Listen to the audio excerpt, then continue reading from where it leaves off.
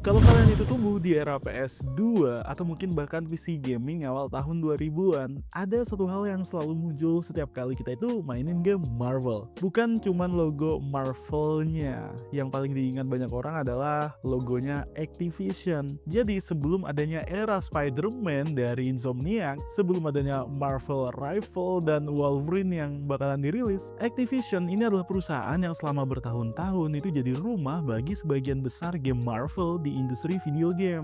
Mulai dari Spider-Man, X-Men, Fantastic Four, Hulk, dan juga Wolverine, bahkan Deadpool. Hampir semuanya itu pernah berada di bawah lisensinya Activision. Jadi bagi banyak gamers, era tersebut bisa dibilang merupakan masa ketika game Marvel tuh mulai bener-bener berkembang dan mendapatkan tempat di industri gaming. Emang nggak semua game yang mereka bikin itu berhasil ya, tapi beberapa judul yang lahir di masa itu bisa dibilang masih recommended banget kalau misalkan kita mainin di zaman sekarang. Tapi kalau kita inget-inget lagi, sebenarnya nama Activision tuh udah nggak lagi muncul ya dalam proyek-proyek game Marvel terbaru. Bahkan Spider-Man kini berada di tangannya Insomniac tuh ya kan, dan Wolverine juga dikembangkan oleh Insomniac, yaitu ya studio yang sama. Iron Man itu juga lagi dikerjain oleh EA Motive, nggak tahu tuh game ini goib apa enggak.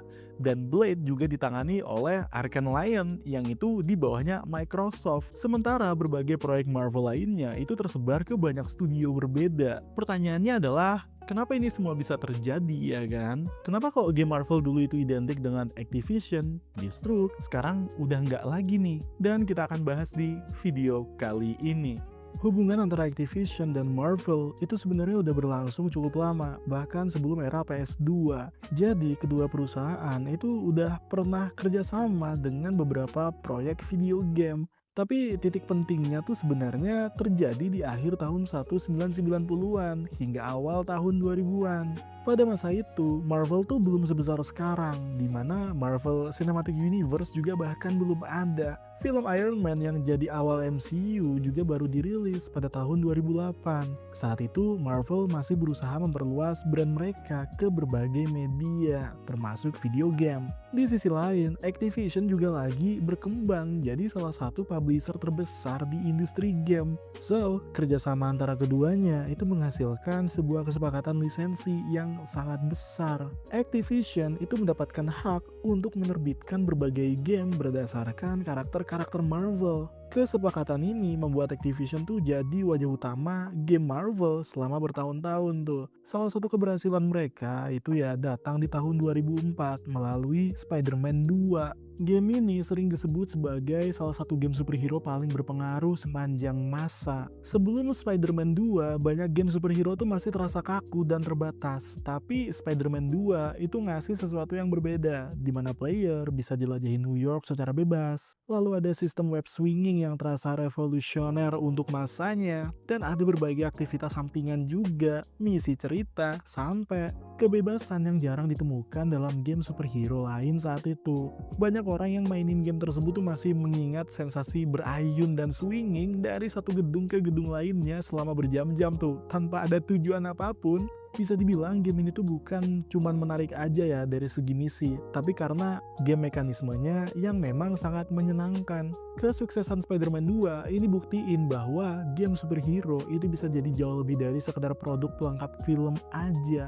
Beberapa tahun kemudian, Activision tuh kembali meraih perhatian lewat Marvel Ultimate Alliance. Game ini dirilis pada tahun 2006 dan juga menawarkan konsep yang berbeda. Alih-alih fokus ke satu karakter aja, kita sebagai gamer bisa ngebentuk tim berisi 4 superhero Marvel. Ada Spider-Man, Wolverine, Captain America, Iron Man, Thor, dan puluhan karakter lainnya. Bagi banyak fans, game ini tuh terasa seperti kayak mimpi yang jadi kenyataan gitu. Dan kita ya bisa membentuk tim impian kita serta bertarung bareng temen dalam mode co-op. Karena kita tahu pada masa itu yang namanya game co-op itu memang lagi gencar-gencarnya juga. Ultimate Alliance kemudian berkembang jadi salah satu series game Marvel yang paling populer pada zamannya. Akhirnya sequelnya tuh dirilis di tahun 2009, bahkan mengangkat cerita dari Civil War yang saat itu sangat terkenal di dunia komik. Nggak cuman itu, Activision juga merilis game X-Men Legends yang jadi pondasi bagi series Ultimate Alliance. Game ini tuh berhasil menghadirkan pengalaman game RPG yang sangat menarik dengan berbagai karakter mutant favorit dari fans. Lalu ada game Spider-Man Web of Shadow yang hingga sekarang masih punya komunitas penggemarnya, termasuk saya sih. Game tersebut itu memberikan kebebasan buat kita sebagai player memilih jalur cerita dan memungkinkan player memakai kostum simbiot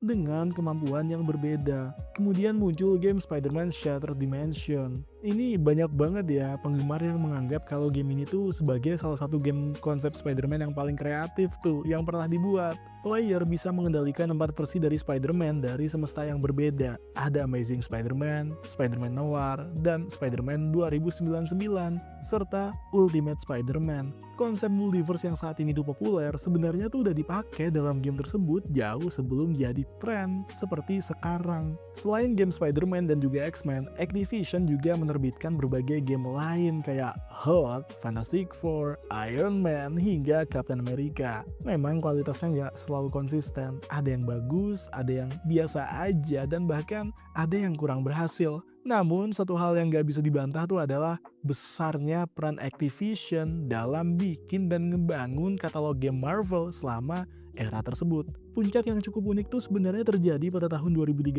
ketika High Moon Studio merilis Deadpool. Saat itu Deadpool tuh belum jadi karakter film yang sangat populer kayak sekarang. Namun game tersebut berhasil menangkap kepribadian Deadpool dengan sangat baik. Ada humor absurdnya, terus ada banyak banget event-event breaking the fourth wall, dan kerasa sangat dekat sekali dengan versi animasi atau mungkin bahkan dari komiknya. Meskipun penjualannya tuh nggak spektakuler, Deadpool kemudian jadi salah satu game Marvel yang paling sering dibahas setelah lisensinya berakhir. Namun dibalik semua keberhasilan itu, ada satu hal yang sering dilupakan sama banyak orang. Activision itu nggak punya karakter-karakter tersebut. Mereka cuma megang lisensi doang, dan lisensi selalu punya masa berlaku. Memasuki awal dekade 2010-an, kondisi industri itu mulai berubah. Marvel kini udah jadi bagian dari Disney. MCU berkembang jadi ya global phenomenon lah ya kan. Terus nilai brand Marvel akhirnya meningkat drastis dibandingkan satu dekade sebelumnya. Disney mulai punya visi yang lebih besar terhadap bagaimana karakter-karakter Marvel digunakan di berbagai media. Pada saat yang sama, beberapa game Marvel yang dibikin sama Activision itu nggak mendapatkan respon yang terlalu baik, terutama game-game tie-in film yang dirilis mengikuti jadwal bioskop. Salah satu contohnya adalah The Amazing Spider-Man 2 pada tahun 2014. Game tersebut menerima cukup banyak kritik dan dianggap nggak mampu memenuhi ekspektasi player. Di sisi lain, Activision sendiri mulai semakin fokus pada franchise yang ngasih keuntungan jauh lebih gede, kayak misal Call of Duty, yang berkembang jadi mesin uang yang luar biasa. Dan setiap tahun, franchise tersebut juga menghasilkan pendapatan besar dan punya basis pemain yang sangat kuat. Dari sudut pandang bisnis, fokus pada Call of Duty itu tentu terlihat lebih menguntungkan dibandingkan mempertahankan lisensi yang membutuhkan biaya besar. Kemudian tiba fenomena yang mengubah segalanya. Jadi sekitar tahun 2014, lisensi Marvel yang dipegang Activision resmi berakhir. Dan yang paling mengejutkan adalah lisensi tersebut tuh nggak diperpanjang.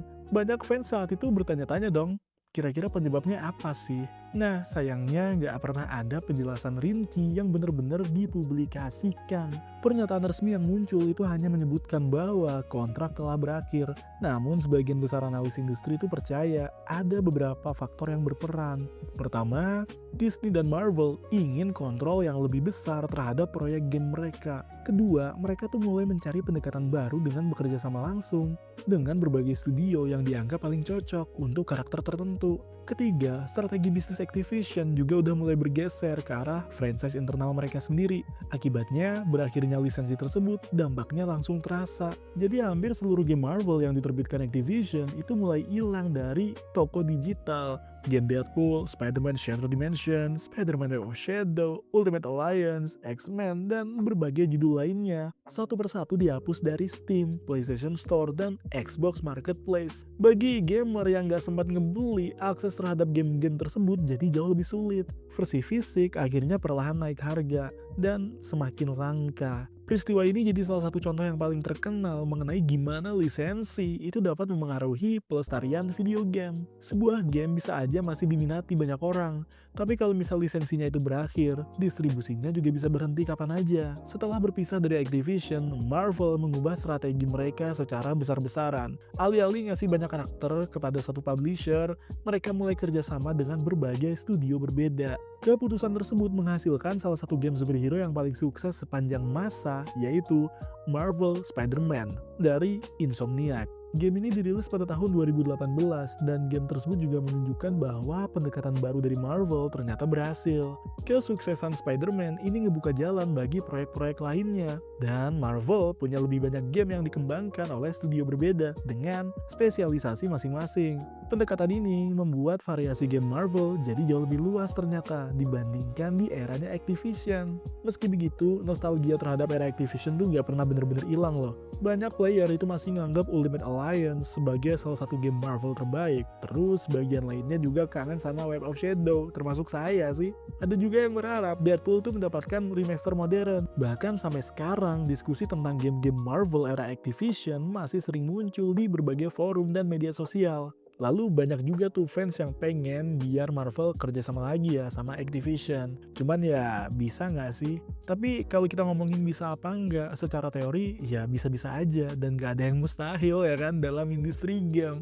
Terlebih lagi, setelah Microsoft mengakuisisi Activision Blizzard, ya kini Activision berada di bawah salah satu perusahaan teknologi terbesar di dunia tuh. Hal ini juga memunculkan berbagai spekulasi mengenai kemungkinan kembalinya beberapa game lama juga. Ada rumor-rumor tertentu yang ngebahas juga tentang re-release, remaster, atau pengembalian game lama ke toko digital. Dimana rumor ini tuh memang beberapa kali muncul. Ya yang namanya rumor ya tetap rumor, karena saat ini masih belum ada pengumuman resmi tentang apakah Marvel akan kerjasama lagi sama Activision. Untuk saat ini Marvel kayaknya udah nyaman banget dengan strategi mereka yang membagi lisensi ke banyak studio berbeda. Pendekatan tersebut memungkinkan setiap karakter itu mendapatkan penanganan yang lebih spesifik sesuai keahlian para developer gamenya. Jadi apakah Activision masih memegang game Marvel? Jawabannya enggak guys, karena ya era Activision Marvel udah berakhir lebih dari 1 dekade yang lalu. Tapi tentu kalau kita inget-inget lagi, happy banget gak sih di zaman-zaman PS2 kita tuh mainin berbagai game-game Marvel yang openingnya selalu ada Activision-nya. Entah kenapa kayak rasanya anjir, finally kita main game Marvel lagi. Iya gak sih? Nah, gimana menurut kalian? Kira-kira game Marvel era Activision mana tuh yang paling berkesan guys? Apakah Spider-Man 2 atau Ultimate Alliance? Atau mungkin Web of Shadow yang udah pernah kita bahas sebelumnya? Atau justru Deadpool? Tulis pendapat kalian di kolom komentar. Kalau kalian suka tentang pembahasan yang underrated soal industri game, especially game-game superhero, atau mungkin pop culture, kalian bisa like dan juga subscribe channel ini. Dan juga aku udah sediain link di bawah di deskripsi buat teman-teman semua yang pengen beli kopi. Jadi aku tuh beli kopi dari Kopi Kenangan, ini enak banget ya, dan ya kalian bisa klik link di bawah juga buat temenin kalian kerja atau mungkin kalian lagi ngonten. Aku recommended banget sama Kopi Kenangan ini. Terima kasih sudah nonton dan sampai jumpa lagi di video berikutnya.